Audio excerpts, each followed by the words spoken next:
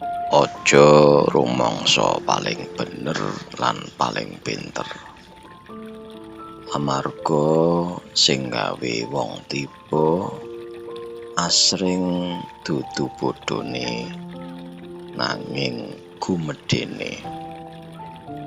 Nalika ati kebak rasa paling, mripat dadi peteng lan kuping ora gelem krungu pitutur.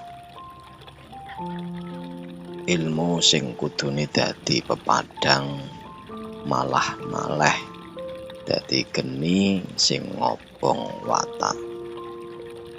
Sing andhap asor bakal luwih gampang nampa kaweruh, dene sing gumedhe kerep kesandung dening bayangane dhewe.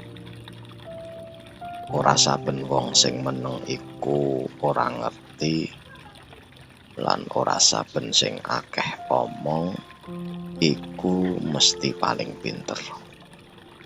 Mula sadurunge nuting wong liya, delengen dhisik awak dhewe.